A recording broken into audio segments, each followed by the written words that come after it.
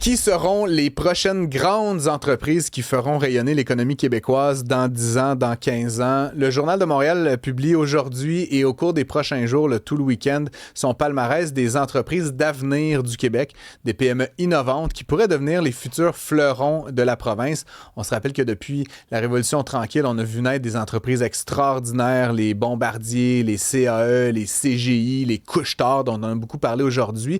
Est-ce qu'on a aujourd'hui autour de nous, est-ce qu'il y a des entreprises qui vont être l'équivalent dans 20, dans 30, dans 40 ans, qui formeront le Québec Inc. de demain? C'est la question que le journal s'est posée. J'y ai d'ailleurs commis un article.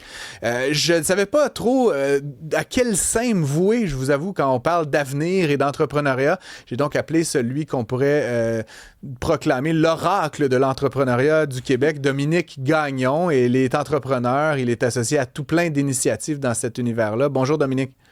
Salut Francis. Tu as lu quelques-uns des articles, là, on les a partagés aujourd'hui. Si je te pose la question justement, où est aujourd'hui le Québec Inc. de demain, toi qui côtoies, qui fraye avec ce milieu-là, est-ce qu'il y a des secteurs ou des technologies ou carrément des entrepreneurs spécifiques que tu vois comme formant la relève entrepreneuriale québécoise? C'est une bonne question que tu poses. Puis il y avait aussi un article qui est paru en début de semaine sur l'appétit aussi du reste du Québec. Hein, parce que si on veut recréer les géants que tu parles, les CGI, les Couche-Tard, il va falloir peut-être augmenter un peu notre appétit du risque. Parce qu'on a énormément d'entreprises qui ont quitté le Québec. On peut penser à Qscale qui était dans un des articles, mais dans les entreprises que tu parlais, je pense qu'il y en a des très intéressantes. En termes d'intelligence artificielle, on sous-estime le talent. Ce que je pense qu'on a vraiment très, très fort aujourd'hui, on a beaucoup d'entrepreneurs talentueux, de gens très avancés dans le domaine du quantique, dans le domaine de la robotique, une entreprise Vention, que je ne sais pas si tu connais, qui font des bras robotisés, qui est une entreprise aujourd'hui qui vaut des centaines de millions de dollars, qui pourrait devenir effectivement un joueur d'une ampleur vraiment sans précédent dans le monde de la technologie. Mais c'est définitif que les prochains géants risquent d'être dans le monde de la technologie, contre lesquels on s'affronte directement avec les États-Unis et la Chine, ce qui n'est pas non plus facile pour réussir à créer des entreprises qu'on appelle les licornes dans notre secteur, des entreprises milliardaires. Ben, c'est d'ailleurs un point sur lequel je voulais t'entendre. Les entreprises, bon, je n'ai pas envie de les appeler des entreprises d'hier parce qu'elles sont encore là, puis c'est des grandes entreprises qui créent beaucoup de valeur, beaucoup d'emplois au Québec, mais les entreprises qui ont fait le succès des 50, 60 dernières années au Québec, j'en ai nommé quelques-unes, c'est des entreprises dans des secteurs quand même assez traditionnels, tu sais, métro, dans l'épicerie. Bon, Bombardier, c'est un peu fine pointe, là, les avions et tout ça, mais tu sais, sinon, c'est les banques, tu sais, Desjardins, Banque nationale. À t'entendre, puis c'est un peu ce que le dossier révèle, l'avenir est un peu différent. Là. On va être dans un autre registre d'entrepreneuriat. Tu nous as nommé quelques technologies qui t'excitent, mais je voudrais t'entendre un peu sur qu'est-ce que ça veut dire pour l'entrepreneur. Parce que partir son dépanneur, là, ça paierette, là, puis commencer à acheter tous les dépanneurs de la planète, c'est une chose, mais de se lancer tout de suite à l'assaut de la Chine, des États-Unis, ça prend comme un autre état d'esprit complètement. Oui, puis c'est définitif. Puis on le voit, en fait, l'entrepreneuriat est aussi en baisse. Hein. C'est très important de le dire. Puis moi, tu vois, c'est un des trucs qui m'inquiète un petit peu, Francis, c'est qu'on parle que de reprenariat en ce moment. Tu sais, dans le monde entrepreneurial, l'un des sujets qui est partout, c'est le reprenariat. Et pourtant, je pense que plus que jamais, on a besoin de créer des nouvelles choses plutôt que d'essayer de sauver des vieilles choses qui ne devraient très souvent peut-être ne pas être sauvées à ce moment-là. Il faut changer notre façon de penser. On a un défi aussi au Québec. On crée énormément de très petites entreprises, ce qu'on appelle dans notre langage du lifestyle business. Beaucoup de gens se lancent en affaires, non pas pour créer un géant, non pas pour créer une entreprise très, très ambitieuse, mais d'abord et avant tout pour se payer un salaire, pour se créer une job, se payer des dividendes. Et je trouve qu'on manque d'ambition un petit peu au Québec parce que, évidemment, c'est mal vu aussi l'ambition au Québec. Tu sais, quand on dit qu'on veut devenir le premier, quand on dit qu'on veut faire des acquisitions, c'est pas quelque chose qui est habituel. Pourtant, quand on va chez nos voisins du Sud, de faire des acquisitions, d'acheter des entreprises, de vouloir créer des géants, on dirait que c'est inculqué dès l'enfance, très, très tôt. Fait que je pense qu'il y a un changement de mœurs qui est en train d'arriver. Et ça vient aussi, évidemment, avec plus de risques. La technologie, c'est un secteur dans lequel c'est plus risqué, mais c'est sûr qu'il est là l'avenir. Si tu regardes les valorisations boursières de la plupart des compagnies que tu as nommées et tu les compares après à des grandes entreprises technologiques, c'est quand même ceux-là aujourd'hui qui tirent leur épingle du jeu. Puis évidemment, l'intelligence artificielle est sur toutes les lèvres Je pense que c'est un des domaines sur lesquels on a un vrai potentiel au Canada, mais on a aussi énormément de concurrence. Certainement. Le Québec, tu me connais, le champion des subventions est un peu un cancre quand il vient le temps que ce soit le gouvernement qui achète. Hein? Puis on voit, tu sais, aux États-Unis notamment, là, des compagnies comme Boeing, ça existe parce que la défense achète tellement d'avions que bon temps, mauvais temps, t'as ses revenus quasiment assurés. Puis c'est vrai dans plein d'autres ministères. C'est vrai aux États-Unis, c'est vrai en France. Il y a plusieurs pays qui ont fait de l'achat public, l'approvisionnement des gouvernements, des ministères, une façon d'acheter des services, de créer des entreprises. Au Québec, on est très bon là, avec la subvention, les cadeaux, les prêts pardonnables, mais quand vient le temps d'acheter, on achète aux États-Unis. T'es-tu confiant ou as-tu espoir qu'on soit capable éventuellement bientôt de changer un peu cette manière de faire? Est-ce que je suis confiant? Non. Est-ce que j'ai de l'espoir? Oui. Je pensais que tu avais deux réponses à l'intérieur de ça. Tu sais, je l'ai vécu, j'avais une entreprise en billetterie dans le monde des attractions. J'avais découvert que j'avais jamais été invité sur l'appel d'offres du Biodôme, jamais été invité sur l'appel d'offres du Centre des sciences. Les deux étaient donnés à des entreprises américaines, notre compétiteur, quand pourtant on battait cette entreprise-là américaine sur le sol américain continuellement. Mais chez nous, évidemment, nul n'est prophète chez lui. J'espère que ça va venir. La défense, t'en parlais, la défense est à la base de la Silicon Valley. La défense est à la base de la plupart des grandes innovations. Puis un des trucs qu'on vit en ce moment qui est sans précédent, c'est que le budget de la défense va être plus gros que le budget d'infrastructure. Donc, il va y avoir des investissements qui sont massifs. Je sens une réelle volonté du gouvernement Carney de pousser vers des entreprises canadiennes, puis aussi de pousser vers l'inclusion de plus petites entreprises, de start-up qu'on appelle dans le secteur, dans le domaine de la défense. J'ai hâte de voir ce qui va se passer avec ce secteur-là, mais on sent un enthousiasme en ce moment et on sent réellement une volonté.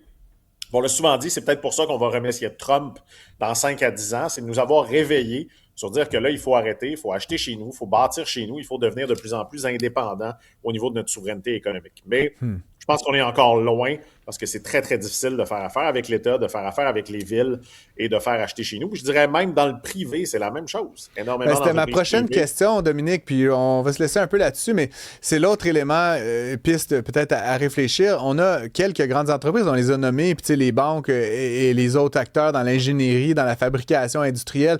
Et c'est drôle, mais puis il y a des statistiques qui étayent ça. Au Québec, encore une fois, on préfère souvent acheter américain qu'acheter local. On n'a pas confiance en nos propres PME quand on est ces grands géants, que ce soit dans le conseil, que ce soit dans la technologie, que ce soit dans les services, que ce soit dans l'approvisionnement. Comment est-ce qu'on peut sensibiliser le Québec Inc. d'aujourd'hui, c'est-à-dire ces très grandes entreprises, à faire davantage confiance aux PME du Québec d'aujourd'hui pour justement créer cette prochaine génération? Ben, je pense que la première chose, tu l'as dit, si l'État, si le gouvernement ne te fait même pas confiance à ses propres entreprises, c'est difficile après de créer des précédents. Tu sais, Ouais. souvent, moi je l'ai dit, on devrait couper énormément de subventions, puis on devrait donner un premier contrat, un premier mandat. Et je pense que la plupart des entrepreneurs préféreraient ça même que des subventions d'argent gratuites, parce qu'un premier contrat, c'est de la crédibilité. C'est la possibilité d'avancer, mais je pense qu'il faut en parler. C'est ce que tu fais sur les tribunes. Il faut un peu, à certains moments, brasser le pommier et dire aux gens, si vous continuez d'acheter américain, on ne va pas avoir une économie prospère. On a besoin de se faire plus confiance, de travailler plus entre nous. Mais je pense que ça vient aussi de l'aspect qu'on avait quand même un voisin du Sud qui était très, très facile à travailler avec puis qui nous arrivait avec des solutions, évidemment, très, très souvent en avance sur nous parce qu'il y avait des moyens financiers qu'on ne dispose pas au Canada et un appétit du risque qui n'est pas là. Mais je pense qu'aujourd'hui, plus que jamais, on a la chance de changer un peu tout ça. Tu parles de repreneuriat, puis je comprends ce que tu disais tout à l'heure, mais ça reste aussi un facteur de risque qu'il y ait des entreprises peut-être de taille moyenne aujourd'hui qui ont un potentiel de forte croissance et qui fassent tout simplement disparaître ou avoir des années très difficiles.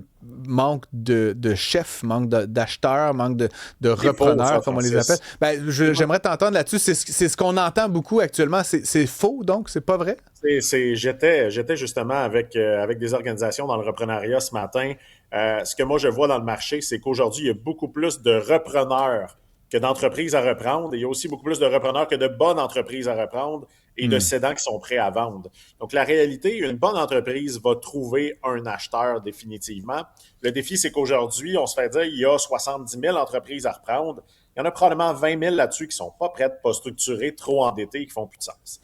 Donc, je pense qu'il y a un changement définitivement de ce côté-là. Mais moi, de ce que je vois dans le marché, c'est que je connais des gens, puis tu en connais aussi, on a des amis en commun, que ça fait 2-3 ans qu'ils cherchent une business à acheter, puis ils ne la trouvent pas. Ouais.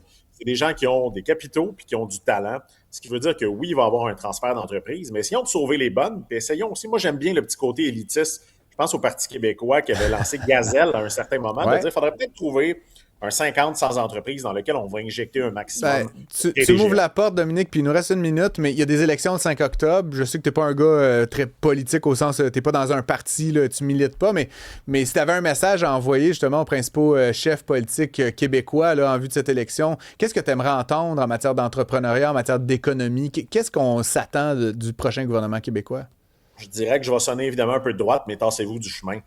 La réalité, c'est qu'aujourd'hui, je pense que le problème, c'est que le gouvernement essaie de se mêler de tout, essaie de brimer énormément, puis devrait donner plus de latitude aux entrepreneurs et devrait recommencer à faire la promotion de l'entrepreneuriat, devrait diminuer évidemment la paperasse. J'ai beaucoup aimé la lettre ouverte qui a été envoyée par Isabelle Dessureau de la Chambre de commerce de Montréal, où dire que ça devrait devenir une urgence nationale, la diminution de la paperasse, et de vraiment laisser les entrepreneurs faire ce qu'ils savent faire, bâtir des entreprises et créer de la richesse dans notre pays.